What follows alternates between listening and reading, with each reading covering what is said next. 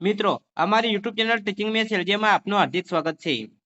મિત્રો આજે આપણે ધોરણ 9-10 તેમાં ટાટ સેકન્ડરી અને ધોરણ 11-12 તેમાં ટાટ હાયર સેકન્ડરી પરીક્ષા માટે જે મનોવિજ્ઞાનના પ્રશ્નો એટલે કે શિક્ષણની ફિલસૂફી, શૈક્ષણિક મનોવિજ્ઞાન અને વર્ગ વ્યવહાર અને મૂલ્યાંકનના જે મહત્વના પ્રશ્નો પૂછાતા હોય છે પેપર 1માં, તેના માટે આજે આપણે 30 પ્રશ્નોનું સોલ્યુશન કરીશું, જે તમારી જે આવનારી પરીક્ષા છે તેમાં તમને ખૂબ જ મદદરૂપ થશે।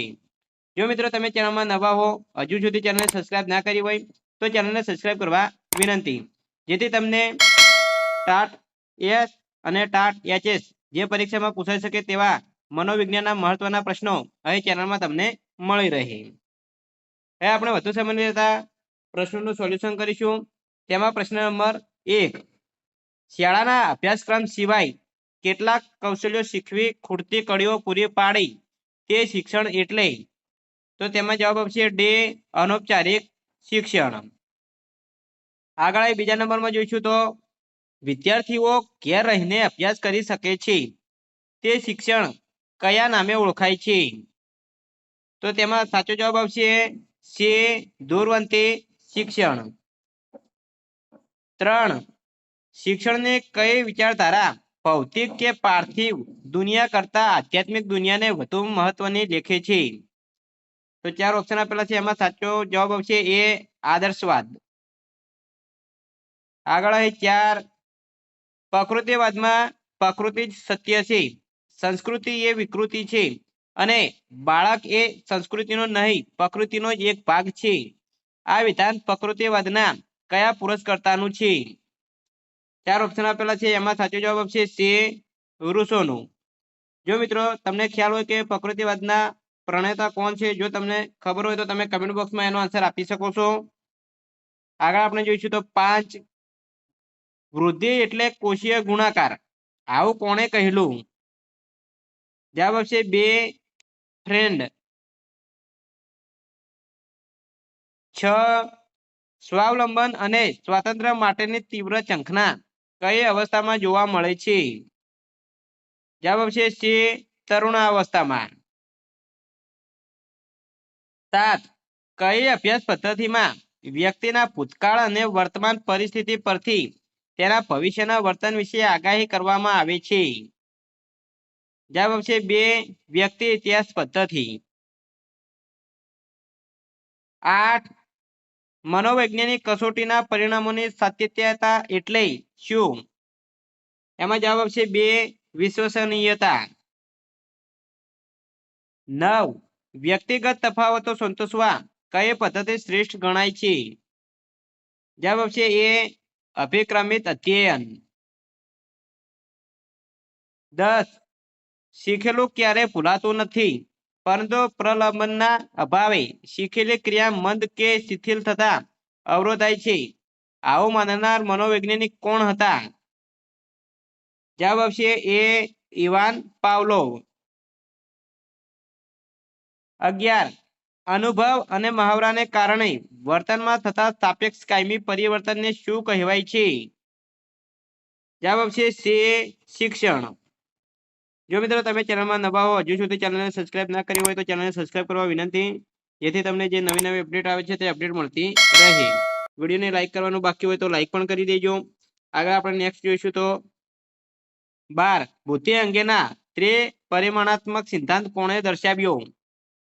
જવાબ આવશે ડે ગિલફર્ડ। 13, કેટલી બુદ્ધિ ક્ષમતા ધરાવનાર વ્યક્તિનો સમાવેશ સામાન્ય કક્ષામાં થાય છે? જવાબ આવશે 2 90 થી 109। 14, બાળક રિસાઈને અંગૂઠો ચૂસે છે તે કઈ બચાવ પ્રયુક્તિને અનુસરે છે? તેમાં જવાબ આવશે એ અલિપ્તતા। 15, સીટી મોર્ગનના મતાનુસાર પ્રેરણા ચક્ર મુજબ બીજા ક્રમે કઈ બાબત આવે છે? જવાબ આવશે 2 ઈરણ। 16, પ્રેરણા નહીં તો વર્તન નહીં આ વાત કોણે કહેલ છે? જવાબ આવશે એ ગેરેટ। 17, અપવાદરૂપ બાળકોમાં કયા બાળકોનો સમાવેશ થતો નથી?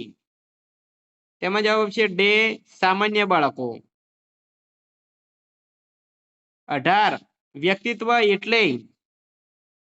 એમાં જવાબ છે સી, વ્યક્તિના મનોશારીરિક તંત્રનો ગત્યાત્મક સંગઠન. 19 રોશોકની શાહીના ડાઘાની કસોટી એ વ્યક્તિત્વ માપનના કયા પ્રકારની કસોટી છે? તેમાં જવાબ આવશે બે, પ્રક્ષેપણ. 20 ચોક્કસ વસ્તુ, વ્યક્તિ કે પરિસ્થિતિ પ્રત્યેની વ્યક્તિની માનસિક અને ચેતાકીય તત્પરતા એટલે?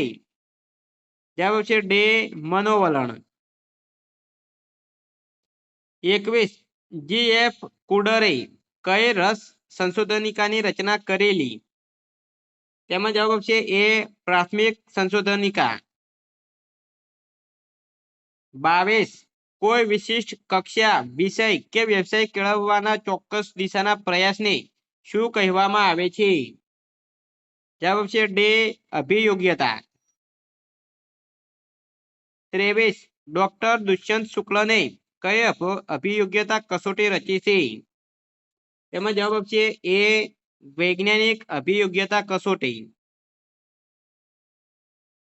24 પ્રોફેસર નેડ ફ્લેન્ડર્સે વર્ગ વ્યવહારના દર્શાવેલા ઘટકોમાં કયા ઘટકનો સમાવેશ થતો નથી? એમાં જવાબ આવશે બી, TLM નો ઉપયોગ કરો. 25 વર્ગ વ્યવહારના ઘટકોનું વર્ગીકરણની દ્રષ્ટિએ વખાણ અથવા પ્રોત્સાહન અથવા કદર ઘટકનો સમાવેશ કઈ બાબતમાં થાય છે? તેમાં જવાબ આવશે એ, અધ્યાપકની પરોક્ષ અસર. 26 આમલે તો કાતરા, વડ તો ખલીગ્યા આ કયા પ્રકારનો પ્રશ્ન છે? તો એ 4 ઓપ્શન આપેલા છે, એમાં સાચો જવાબ આવશે એ, સંબંધ ઘટાયક. 27 જો શિક્ષકની પરોક્ષ અસરનો આંક 1 થી નીચે આવે તો તેનું અર્થઘટન શું થાય? જવાબ આવશે એ, શિક્ષકની પરોક્ષ અસર સામાન્યથી ઓછી ગણાય. 28 શૈક્ષણિક ટેકનોલોજીના અર્થની બાબતમાં સાચું વિધાન કયું છે? તેમાં જવાબ આવશે એ, ટેકનોલોજીનો શિક્ષણ વ્યવહારમાં ઉપયોગ. 29 શૈક્ષણિક ટેકનોલોજીના વિવિધ અભિગમોમાં કયો અભિગમનો સમાવેશ થતો નથી? તો એમાં જવાબ આવશે ડે, પ્રવૃત્તિ અભિગમ. 30 પ્રોજેક્ટ એ કુદરતી વાતાવરણમાં થતું સમસ્યાનો ઉકેલ શોધવાનું કાર્ય છે. આ વ્યાખ્યા આપનાર શિક્ષણ ચિંતક કોણ હતા? જવાબ છે બે, સ્ટીવન્સન.